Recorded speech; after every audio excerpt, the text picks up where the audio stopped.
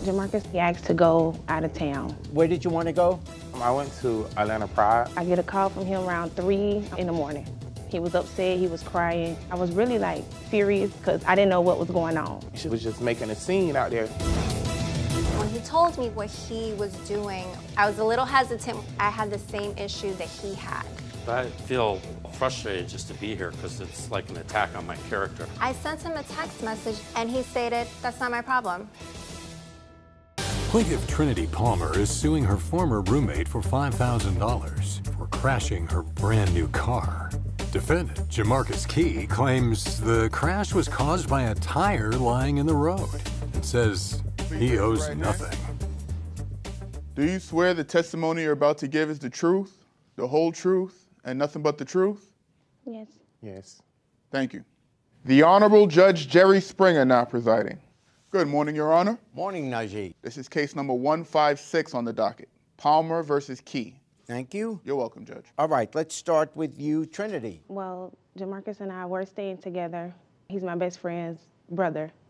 The beginning of September, he asked to use my vehicle to go out of town, which was fine. I did think about it, but he's a good driver. From what I've seen, it was no problem when he's driven my car before. He left on Thursday, and he told me he was going to come back on Sunday. I texted him Sunday around 6:30 p.m. He said that he'll be home later. I didn't respond when he said later on tonight because I fell asleep. I get a call from him around 3, I want to say like 3:30, a little after 3 o'clock in the morning. He was all upset, you know, he was upset, he was crying on the phone and was asking me could I come pick him up? So I was like, you know, well, where is my car? What happened? What's going on? And he's like, well, I hit something in the road, you know, could you just come get me? Could you just please come get me? So at this point, I was really like furious because I don't know if the car is like drivable. I didn't know what was going on. When I got to the scene, he had already called the police and he was still like, you know, shook up. I did immediately lash out and because I was upset. I haven't even had that car 6 months yet. So when I got to the scene, you know, he's like, I'll pay for it. I'll pay for the damages. I'm sorry. Like, he was really apologetic. What did he hit? At that point in time, well, he told me he hit a tire.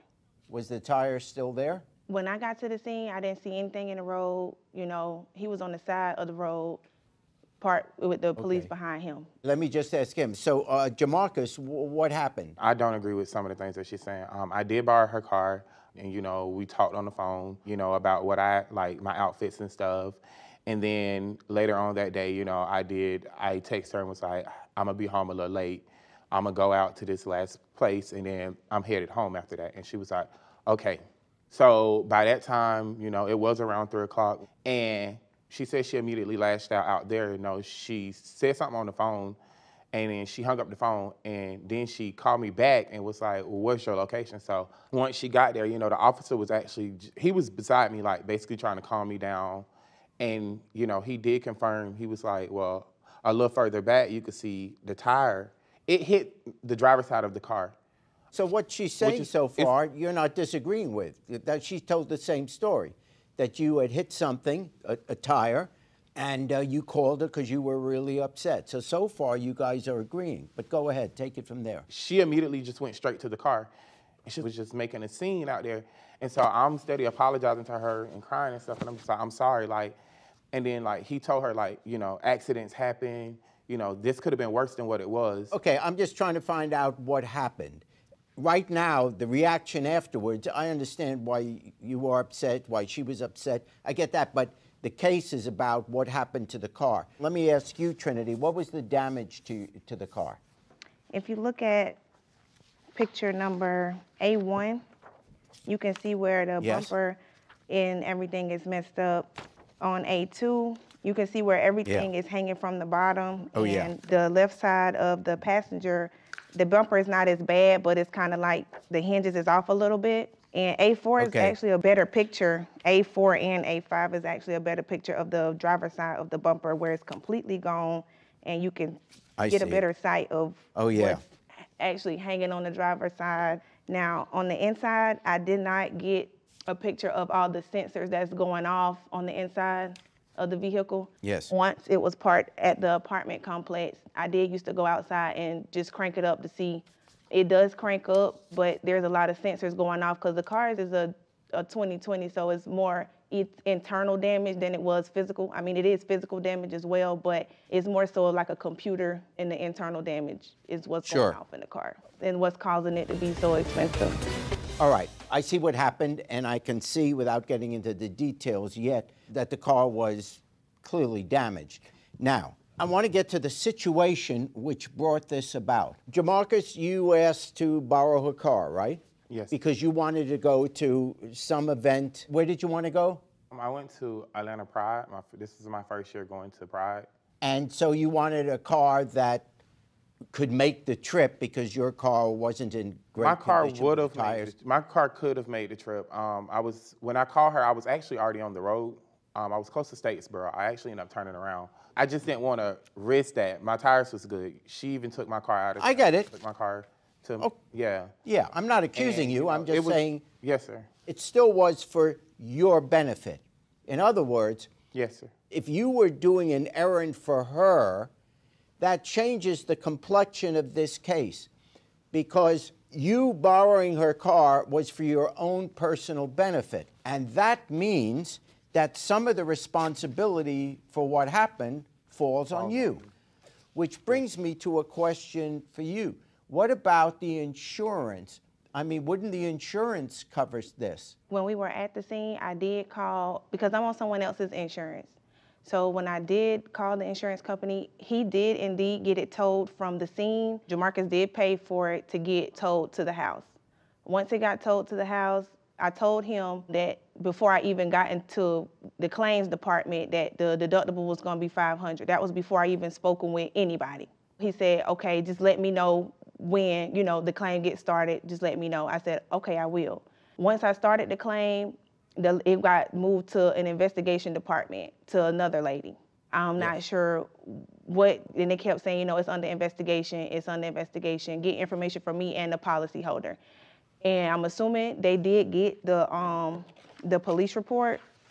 And I just want to say that they weren't going to pay for it because Jamarcus is not listed as a driver. If the insurance wouldn't cover another driver, doesn't that put some responsibility on you? Why did you let him drive your car on an extended trip when and I the think insurance wouldn't even cover him? Then see, I didn't know how that worked because I'm on someone else's insurance. Why are you on someone else's insurance? Well, because I'm only 22 and my insurance was going to be sky high, but I am so you going to get my own insurance once I get my car out of the shop and get on my own insurance. I've already been looking to get my own insurance, getting on my own, so I won't even have to run into this problem. Okay. Like even if I was to let someone else use the car again.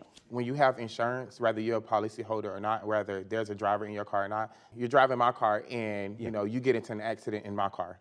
Being that I have full coverage, Progressive, I'm not even a policyholder on my insurance. My parents gave me my car. They own the car, the insurance is in their name. But if you driving the car, you wreck the car, being that we have full coverage on my car, only thing that will happen is with Progressive is I will be responsible to pay a deductible. And I will definitely let you do a commercial. But yeah, but here's the deal. I'm not going to put all the responsibility on her. That wouldn't be fair.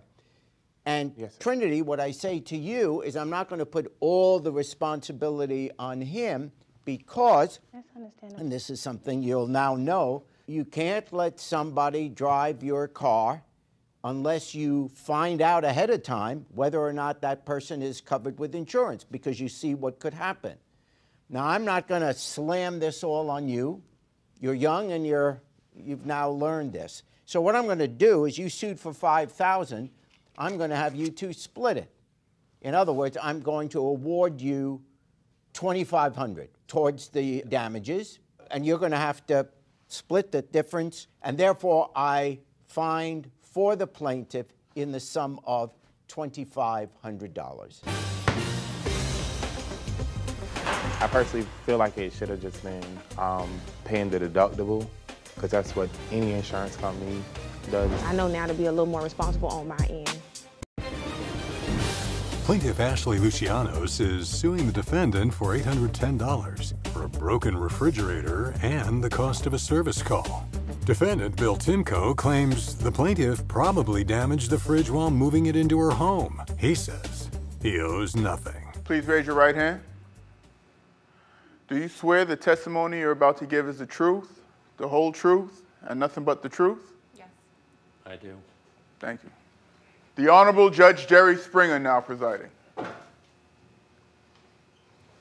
Good morning, Judge. Good morning, Najee. This is case number 120 on the docket. Welcome to both of you. Let me see. We have the plaintiff here, and you are suing the defendant for $810 for the refund of a broken fridge and the cost of a service call. Ashley, why don't we start? What's your case? On August 1st, Yes. I was on Craigslist looking for a fridge. Nothing was wrong with the fridge I had. I just wanted a nice stainless steel fridge. Yes. So I found his ad. I sent him an email. He responded, and we set a date for me to come to his home to come see the fridge. So I believe it was the very next day. I went with some family members with my truck to go and look at the fridge. And the fridge was unplugged. It was in his garage. And he stated, we asked why he was selling the fridge. He stated he was selling the fridge because it stopped working due to the compressor being damaged. He stated that it would take some time for the technician to come out, and during that time he got a new fridge. So the technician came out, he said he got it fixed, and so that's why he was selling it. I was a little hesitant when he told me that, but he said it was in good working order. I paid the $720 for the fridge. A couple days went by, we plugged it in. 30 minutes later, Hurricane Oasis came. Power went out, we were out for like 5 days. So, anyways, power went back on. We waited a few hours for the fridge to, start getting cold, nothing was happening. I called the defendant, no, I sent a text message to the defendant or I called him, but he stated to wait 24 hours. Which is what I did. I went beyond 24 hours. So I said, you know what? I'm like, let me contact a technician and see what the technician says. Technician came out a couple of days later, and he stated that bad compressor, the compressor was damaged due to a leak. So I have my exhibit here, his receipt, which cost me $90, that says bad compressor, bad display, damaged display. I sent him a text message letting him know what the technician said. And he stated, that's not my problem. He's like, I don't know what you did to it from the time you got it out of my house to when you got it to your house. I don't know how you unloaded it. I don't know what you did to it. My brother got a dolly. He got 2 wood things that he had that he helped with. Yes. So my brother, as soon as he went to Home Depot, he got all the stuff that basically he had. And him, my ex-husband, got it up. It was only 4 little steps. So they got it up and got it into the kitchen. Okay, what's your side of the... First, I feel just all frustrated just to be here because it's like an attack on my character. I would not sell a bad fridge. Got it. I mean, since my daughter was 5 years old, I raised her by myself. My wife had passed. And Sorry, yeah. I'd like to think that I raised her by example. I taught her some good values and stuff. I just would not sell a fridge that was no good, right? We had the fridge on the 4th of July, it went out. Had the grandkids over, my stepdaughter, and when we went to get the ice cream, we noticed it was all melted. We had hottest summer on record. I had to get the fridge fixed. I thought about doing it myself. I'm pretty handy, but I was like, no, I better have a professional do this. I called Sears. I have the receipt, Exhibit A. On page 2, it shows what was replaced and what it cost me.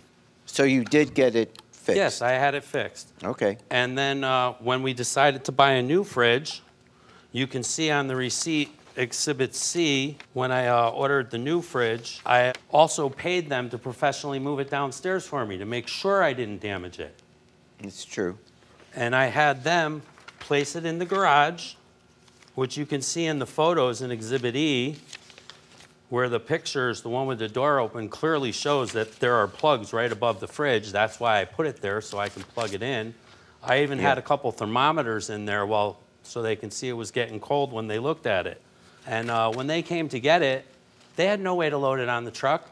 It's true, I got my ramps together, I had a dolly with a strap. We strapped it up, and I loaded it on the truck. And then they were just going to drive off without even tying it down. I see.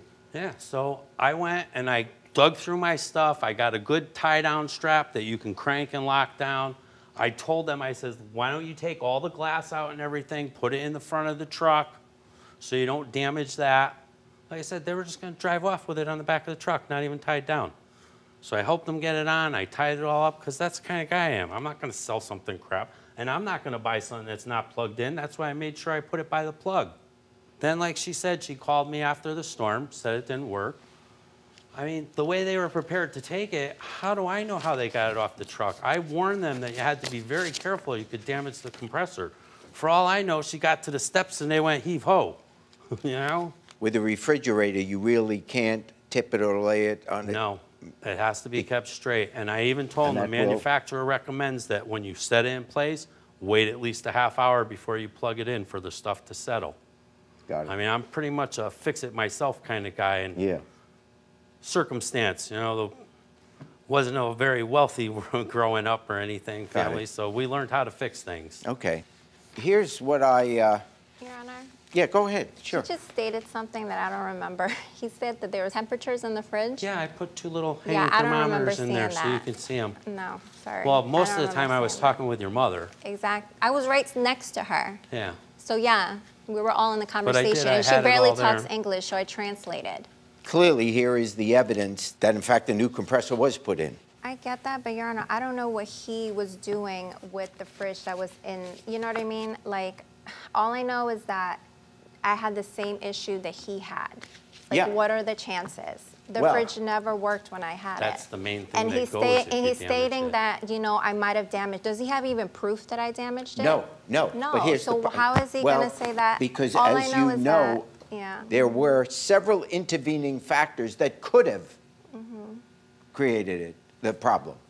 The transportation of it, the hurricane, the fact that it was unloaded there at your house, that it was tilted at some point, not purposely. There was no warranty. There's no proof, and the burden of proof is on the plaintiff that he's responsible for the thing not working now. I cannot find against the defendant, and so I have no choice in this case but to dismiss the suit. Thank you, Your Honor.